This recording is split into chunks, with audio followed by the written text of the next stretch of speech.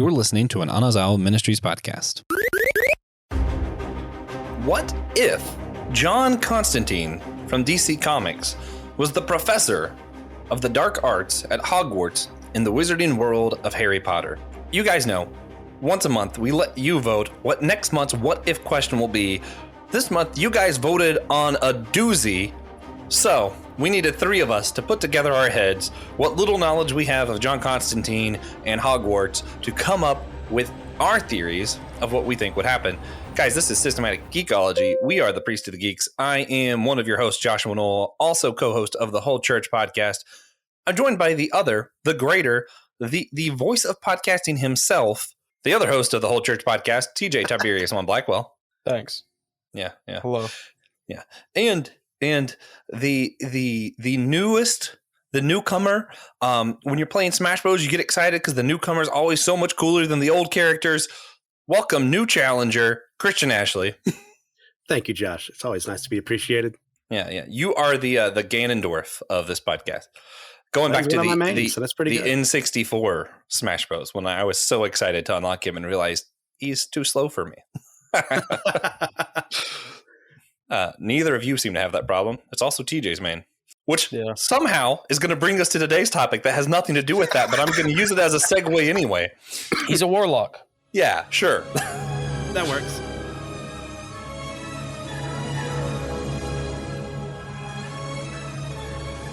Guys, we're talking John Constantine. We're talking Hogwarts. We're talking a pretty big and wild question.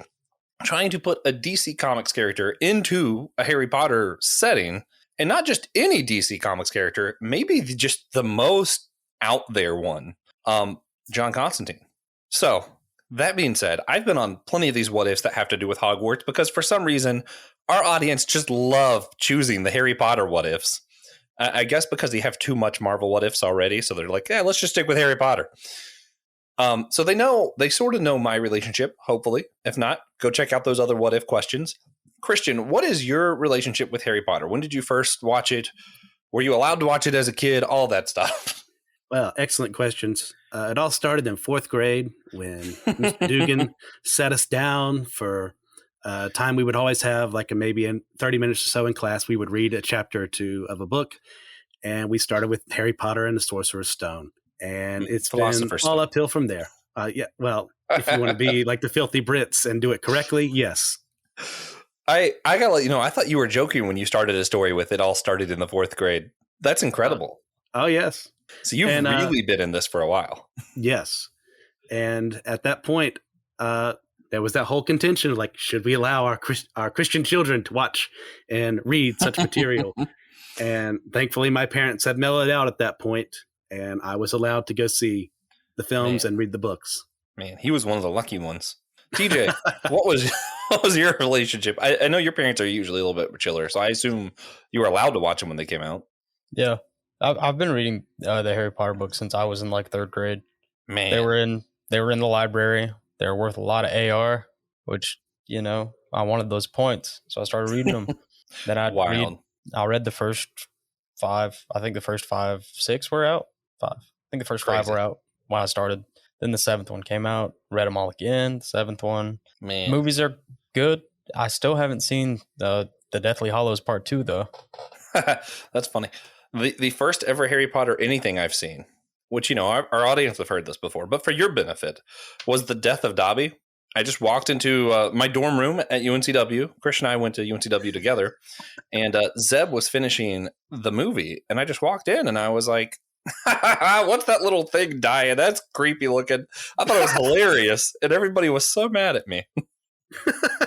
So, yeah, I didn't read any of the Harry Potter or anything until college, and I'm here with 2 Harry Potter vets, it sounds like. For context, Christian's a year older than me, so if he started in 4th grade, I should have started in 3rd. But I did not. So that, having Hogwarts out of the way, now we get to what I think is the more difficult one. What's our relationship with John Constantine? For me, I didn't watch the movie or anything that came out. I've heard from DC fans that it is blaspheme to talk about. So I was like, sure, whatever. I did watch the Constantine show that was on. It wasn't originally on CW, was it? NBC, I think. Okay, yeah. And then the CW incorporated that version of Constantine into their other time travel show that I can't remember. Legend of Tomorrow. Yeah. So I've seen him, and then I saw some of him in Legend of Tomorrow because I just liked him so much that I continued to follow the character there. I read a couple of Hellblazer comics, not a ton, but I do know some random back lore. I know that at some point he manipulates God into helping him because he said, if you don't, I'll go to hell. And if I'm in hell, I'll obviously trick all the demons into being my army and I'll be in charge of hell. And you don't want that, do you? And God was like, that does sound like it would be a pain. Let's not let him be in charge of hell. So he helped him so he wouldn't go. Yeah. John Constantine. That's the guy we're talking about. Christian, what is your relationship to this character? I knew him by reputation mostly. I was at that age myself. I was like, I don't know if I want to read about a person like this in my comics journey. And so I didn't. So it's been a while since I've read any Hellblazer or anything like that, or any of the Swamp Things that he appeared in near the beginning, as TJ reminded me before recording. But my first real introduction to him was the Keanu Reeves movie, which I know a lot of people, that's blasphemy. And it is, after having experienced what I have later on. He does a good job in the role, but it's not Constantine on the screen. So I should not watch it. I mean, it's an enjoyable movie. So I would say go and watch it, but not for your Constantine deep lore. Now, after that, I did read a couple of the comics, and I've seen him in some of the animated stuff they've done, as well as the NBC show and the Legends of Tomorrow. So that's where most of my Constantine knowledge comes from. Cool. So I can watch the movie, but don't trust it as source material for conversations like this, unless we want to upset our audience. There you go, sport. Perfect. TJ, please tell us your only introduction to Constantine is that movie, because that would be hilarious at this point. No, I met him in real life. He just showed up. No, TJ jokes, but Alan Moore, the creator, has said he's met Constantine twice in real life. Yeah, which is scary. Yeah, I did not know that. Yeah, he swears. Alan Moore swears that he's met him twice. Alan Moore is an interesting fella. And this character, John Constantine, is just truly wild. I shared the story of him tricking God. He's basically known, he's like the con artist. For a while, he was in charge of a punk rock band. He led to most of their deaths by some dumb decisions he made with an occult. He got a little kid drugged down to hell, and then after that, he kind of just became this scarred, kind of standoffish kind of character. I think that's mostly my understanding of him. Con artist, wizard. Apparently, when he was a child, he decided he wanted to be a grown-up enough, and he was like, yeah, I'm just going to take my childhood innocence and put it in a box. Managed to do that somehow. Crazy. What are some of the stuff you guys know just about who is John Constantine, for those who are less familiar? But John Constantine comes from a long line of powerful mages, and he, naturally inherited their magic powers, like synchronicity, I think, is their main thing. Mm-hmm. But basically, super powerful magician guy, and he has to deal with demons a lot. Yeah. Con's God, Con's the devil. Great guy. He tricked two demon lords into. So he got cancer. He secretly sold his soul to two different devils. Oh. And when they realized it, they realized they couldn't let him die, because then they'd have to go to war over his soul. So they had to cure his cancer. Yeah. In a lot of ways, the stories I hear of him remind me of like old Doctor Strange stuff, except like way darker and way more twisted. Yeah. I have a comic extremely dark. Yeah. Dr. Strange tricked like a demon type character once in a comic I have. And this is how not as dark it was. It was literally, he couldn't figure out how to beat this thing. And then eventually it bought a hot dog and didn't use exact change. And in some rule book of dimensions or something, it says, if you don't pay exact change, you're banished from this dimension forever. And that was sort of the entire comic. And it was like, oh, that was hilarious. That's John Constantine tricks tend to be a little bit not like that. Yes. Yeah, we'll just say not like that. He's a chain smoker. That's another big thing. You'll always see him in a trench coat with a cigarette. Christian, what are some other things? The man is a rogue, a jerk, a playboy, Fine magician. But to my Dresden Files out there, he's Harry Dresden without the morals. Well, not to say Constantine has no morals. He just doesn't have as much. Yeah. He is sort of the ultimate anti-hero. Like, not as in like, yeah, there's definitely heroes who are more, is he on the good guy or bad guy side? But he's definitely uses the most questionable means. Yeah, I might use Satan this time to win, beat the bad guys. And it's like, okay, but Satan? Really? You know, that's who he is, though. And we're sticking that guy in Hogwarts. So here we are with our imagination, as SpongeBob likes to call it, thinking about what would this dark arts master, con artist, what would he do as the professor of dark arts at Hogwarts? One of my first things is like, how on earth did Hogwarts convince him to become a professor? Because like, he doesn't like other people. He doesn't really do kids or people anymore. Like ever since that one incident, he's like, no. Y'all have any good backstory for this? What if? Like, how did he end up here? I gotta think they went to the Whomping Willow for help, and the Whomping Willow was like, "Oh, I know a guy." Talked to Swamp Thing, and then Swamp Thing was, had to help convince Constantine to get in as, the defense against the dark arts teacher. Brilliant. Yeah. All right, Christian, do you have any other ideas of how we ended up here? That's about as good as anything I've got. I was trying to think, like, would it have been involved with a woman? Like, what woman would have been? Like, not McGonagall, maybe Trelawney. He would have been like, I'm interested in her, so I'm going to like pose as a teacher to get with her. Man, I have my theory is even darker. My theory is more. He found out that someone out there was able to partition off their soul to different objects. And he realized that he can't go to hell unless all of his soul comes with him. So if he can figure out how to do that, he's just going to partition off his soul all over the place and maybe sell parts of it because he doesn't really need a soul. He's John Constantine. Maybe he has some other agenda that if he realizes he can sell part of his soul to some other demon, that he can get the power he needs to do whatever his next mission is. Because he's very much objection first. He is to the most extreme a pragmatician. If it end result is what he wants, he'll do it. So that's what I'm thinking. Yeah, maybe. Horcrux could seem right up his alley.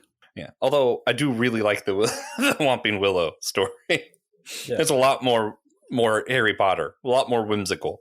Yeah. Well, I know if Swamp Thing asked him to do something, he would do it. Really? Does he just like? Is he just? I was like, is he just that tight with Swamp Thing? Yeah. I know he invited Swamp Thing to his 40th birthday party. That's fantastic. All right, so then I have to ask, and it might depend on which story we're going with, but how does John Constantine? Does he foil Voldemort's plan? Does he care about Voldemort at all? Does his existence impact Voldemort's storyline in the books at all? Only if we go with your story. Yeah, that makes sense. Honestly, I see him looking at Voldemort as a little beneath him, unless he knows Voldemort has that knowledge of the Horcruxes. If we're going with this AU here, of him wanting to get into that, and then he would definitely infiltrate the Death Eaters in some way to try and gain access to this knowledge as best as possible, just so he could screw Voldemort over. He's definitely not on his side, and he's definitely not on Hogwarts' side either. Yeah, no. So what's funny is I could see him making a difference, whether it be for my backstory or TJ's, but not for the women. Sorry, Christian. I don't think. Okay. I think he really just values he just values them for what he can get out of them, basically. I don't think he is actually trying to help in any way in that scenario. In my scenario, I think you guys are right. He's so concerned about getting the power for himself. He's definitely going to screw over Voldemort in the meantime, just because he can. Not really anti-Voldemort or anything. Just, you know what? As long as I'm learning how to do this, let me screw over this guy. I think with TJ's version, actually, though, I think if he's doing it because Swamp Thing asked him, he might actually be trying to teach the kids in his own way. And that might make an impact. The kids actually being prepared. Because you got to think, all of their, depending on when we're saying he became the professor of the dark arts, the first, 4 books, the bad guy is always whoever became the professor of dark arts that time. Yeah. So if they were able to have an actual professor who wasn't working for the bad guys, even if he's not like a true hero, they might have been better off fighting Voldemort. I thought of a better one. Okay. So you know how there's the curse on the Defense of the Dark Arts department because Voldemort wanted to be the professor. And so every time they have a new professor, they only last for a year. He knows this and says, hey, screw that. I'm going to be the one that breaks the curse. Just because he can. Yes. Proof of point. Yeah. I could see that. Yeah. So he's there long enough that the kids actually learn something. Yes. But I think the problem is, like, I have a hard time picturing him teaching against the dark arts unless he's teaching dark arts against the dark arts. Here's how you use this dark arts to beat that dark arts. Yeah. I mean, I think a lot of his teaching would be stage magic. Yeah. Yeah. Just I can see that. That's what he knows. That's what he really knows. Yeah, check this out. That's funny. So that does bring to the next question, though. How would he impact the students? Like, what influence would he have? And I immediately go to the Weasley brothers. Who am I thinking of? The twins? George and Fred. Yeah, I could see him having a liking to them for some reason. Like, just be like, mischief, con. Hey, guys, let me show you some things. Like, I could see him actually showing them some things. And I don't know if it would either make them more dangerous against Voldemort because now they know how to, like, use tricks as weapons, basically. Or if it would just make their products just all the more outrageous because he's like, hey, guess what? You could sneak a demon into this toy. Then, like, because I don't think the Weasley brothers really have a limit to how far they're willing to go for a prank. So I think if he's enabling them, their pranks could get way worse. Yeah. As a prank, they kill Voldemort. You don't tell anybody? Just a prank, bro. I think that's now the canon. That's what if the episode is over. Constantine goes, I'm going to show these two idiots how to kill Voldemort and do it in such a way that no one ever knows, so they keep looking for him. Yeah. What a good prank. Yeah. But I could definitely see him trying to teach them, like, telepathy, how to summon demons, that kind of thing. You definitely not think ideal for your student body to learn. Okay. You mean all the students, so not just the Weasley brothers? No. Okay. Do you agree that he would have a special liking to them, or is that just like my brain? He's not like a goofster. He's not a little jokester. Yeah, but I think he would enable other chaos. people. Yeah, just for the sake of chaos, I could see him enabling them. Maybe. Yeah. Yeah, Okay. I'm trying to think of how he would interact with our main trio. Oh, I don't yeah, I think guess he they would. exist too. Just doesn't care about them at all. I mean, because Hermione would not be very happy with him not following the rules of how they're supposed to be taught. No. I don't know. He probably doesn't have too much of an interest in Ron. No, not at all. And Harry, if he ever learns that Harry is a Horcrux, depending on which AU version we're using here, that's bad for Harry. Yeah. I actually could see him just siphoning off that part of Voldemort's soul off of Harry and just being like, I'm going to save this. Because he collects things. I can see him just be like, Dark Wizard soul. Yeah, I want one of those. He just throws off the entire movie just because he's like, I'm going to collect that. And now there's no need for Harry to die at all. Yeah, but he still would, though. Yeah, he still would. But he probably wouldn't come back. No. Not this time around. Yeah. So that's what he's Voldemort- changing. When Harry dies, he just dies. Yeah, Voldemort can't fully come back until he defeats John Constantine because John Constantine decided to keep part of his soul as a prize. So Voldemort just doesn't come back. That's it. The end. All because John Constantine was like, this seems like a cool thing to keep in my closet. Yeah, if he did make a difference, it sounds like it would only be either by accident or by jest. Like, accidentally just showing the Weasleys how to defeat Voldemort because it's funny. Taking part of the soul because, I want this. Something like that. It would not be because he's like, hey, guys, look, I could defeat Voldemort. No, he doesn't care. Yep. Yeah. Okay. All right. So then, this is my other question. If whatever backstory we go with, he's teaching children and around children for a year, how does it impact him? Because, after everything with the daughter who was drugged down to, not his daughter, but the girl that was drugged down to hell because of him, he was very standoffish. Does he warm up to anybody because of these characters? Do they touch his heart or something like I'm assuming we don't assume a Disney ending because that doesn't seem like a John Constantine thing at all. But do they influence him at all? I don't know if they'll influence him as such, as much as they'd influence others, but I think he'll definitely come back for the Battle of Hogwarts. Wait, He why? would definitely have come to help. Oh, just because he's like associated with them now? Yeah. Or it could also be because of the trauma he has. Like, he's traumatized by the fact that he let that girl go to hell. So Yeah, he's not definitely gonna not going to let let any of these people die.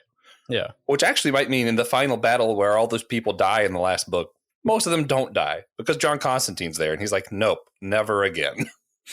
Yeah, we're also working with two very different magic systems here as well. Extremely. I mean, that's the hard part, really. His magic is way more advanced than most of what we're going to see in, our Harry Potter canon. Yeah. So that throws a huge wrench into this. It's like he's going to be seen as a hot commodity wherever he goes. Like, people are definitely going to want to use and abuse what he has. Oh, yeah. And especially to the final battle, and Constantine is standing in the entryway drawing the biggest magic circle you've ever seen. Yeah.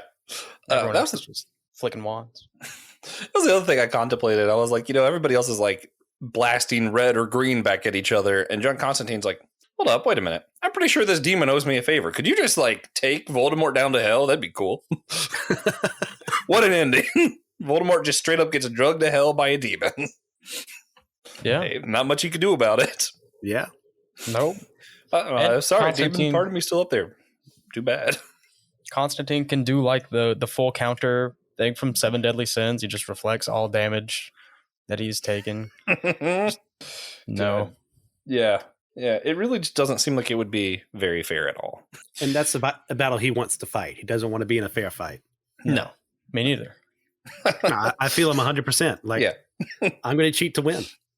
Yeah. Not like a friendly bout, of a board game we're playing, but like we're fighting. Like, you bring a knife, I'm bringing a gun.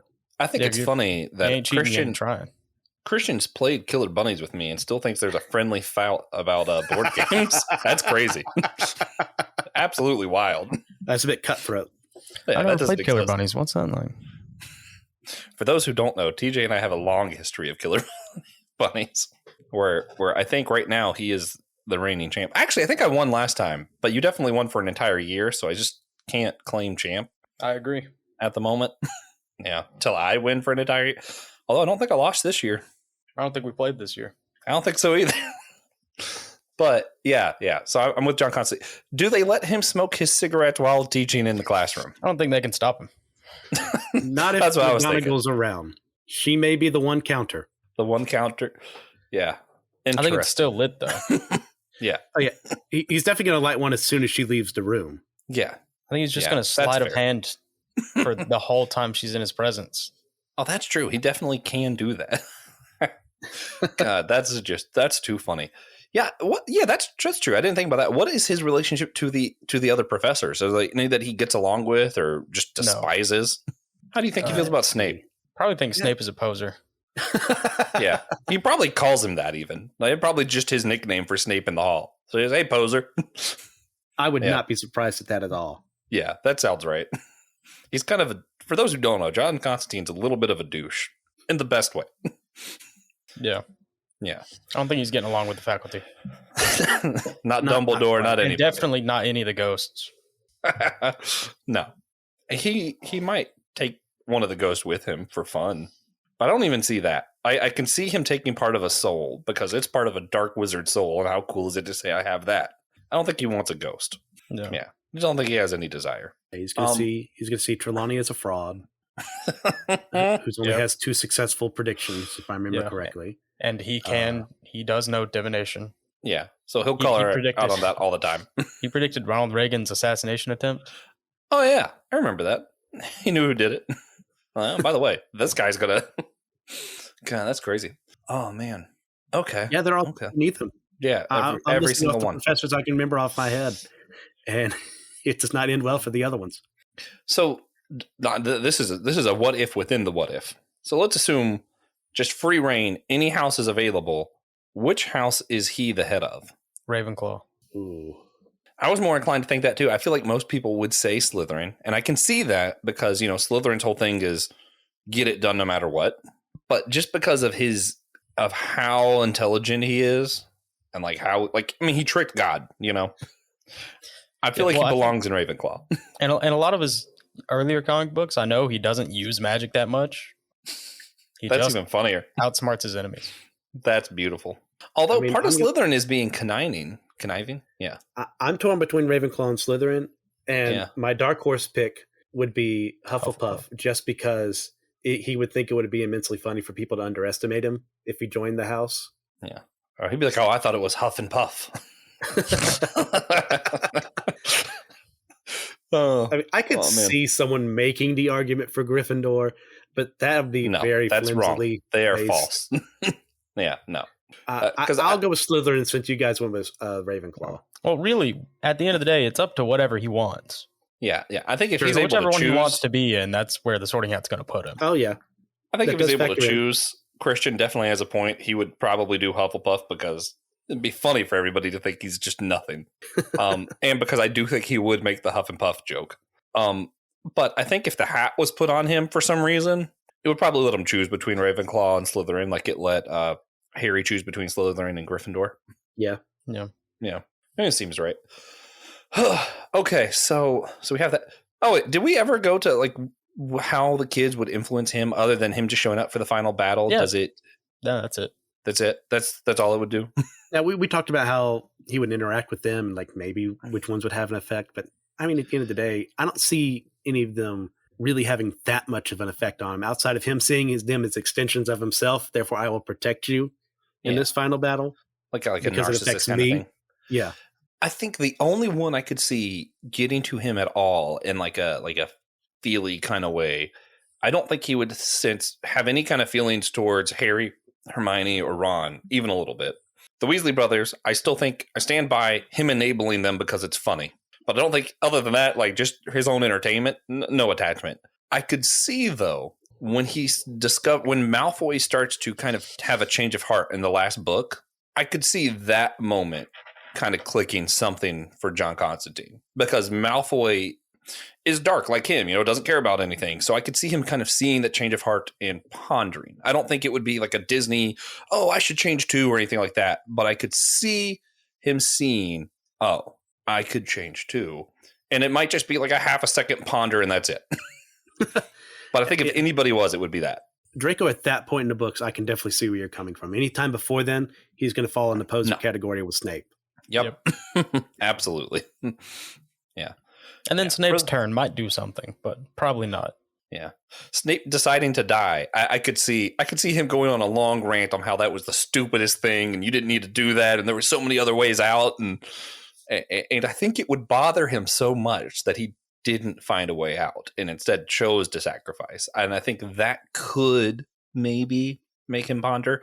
Again, I still think the best we're going to get at with any of these are him pondering whether he was doing the right thing or not. It's like, I don't think he's going to have a sudden change of heart. Yeah. Okay. All right. Do y'all have any other hypotheses, theories, wild, just, I think he'd randomly be really good friends with Hagrid. Almost definitely not. No. I think Hagrid is too pure. I think he would just simply avoid Hagrid. He might respect the way Hagrid controls and looks after the animals on the magical side of things. But as far as being buddy-buddy, no. No. Yeah, no. Okay, final question for TJ. The expert of all beverages, the host of Drinks with TJs on our Patreon channel. Make sure you go over there and check it out, guys. TJ, which drink would John Constantine drink if he were to go to Hogwarts? We got your Fireball. It's not called Fireball. What's it called in there? Whatever. Butterbeer. You got Butterbeer, Wizard's Brew. What's he picking? Well, Pumpkin juice. He's probably got his flask and he's probably still just drinking cognac or brandy. But he has to pick one of the Harry Potter drinks. No, he does not. Tell him that. I dare you. Oh, that's funny. I think personally, he would do the version of Fireball that's there because it literally lit people's mouths on fire, right? Yeah, maybe I can see. I'm trying to find the name of it. Give me a second. Fire whiskey. Wow, that was so simple. Oh, yeah. Yeah, I could see him choosing fire whiskey because it literally lit people's mouths on fire, and it's whiskey. Maybe. But I think he's choosing wrong. Wizard's Brew was better. He should have tried that. Idiot. We can make up. We could call our made up versions of characters' names, right? Sure. Yeah. Until he shows All right. up to meet you, as he has to Alan Moore and TJ, apparently. Yeah, if I see him downtown again, I'm going to tell him.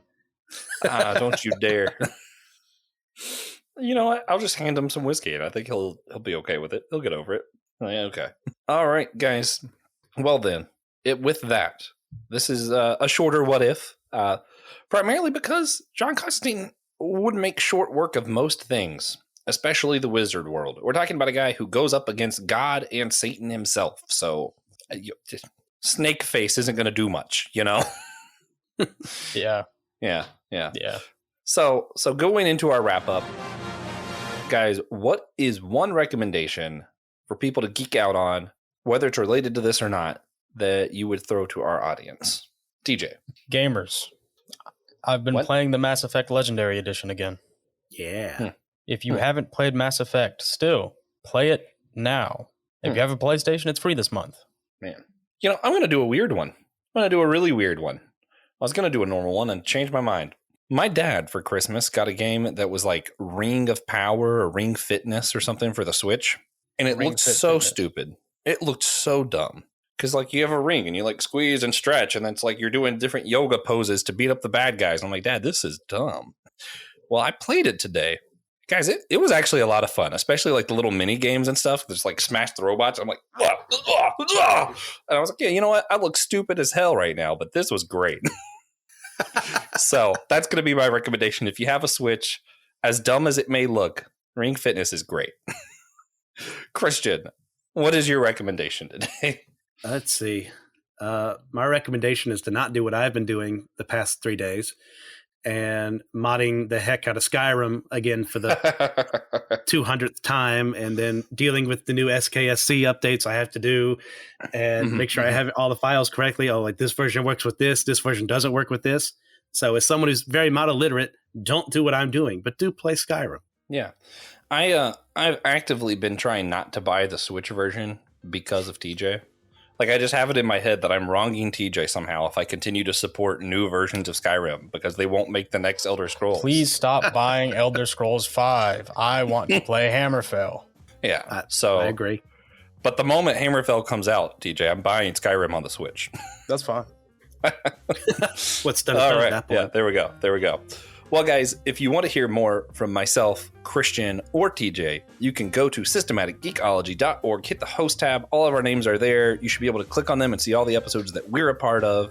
Check it out. You can also let us know what you've been geeking out on, what you think we should be geeking out on, and check out the SG store on the same website. All worth it. There's a lot of fun merch over there.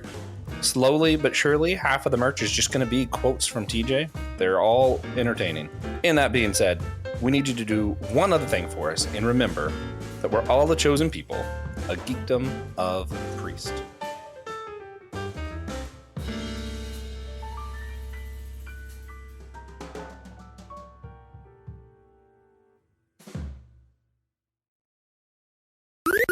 This was an Anazao Ministries podcast. If you enjoyed this show and would like to learn more about our network, be sure to check out the Anazao Ministries podcast network.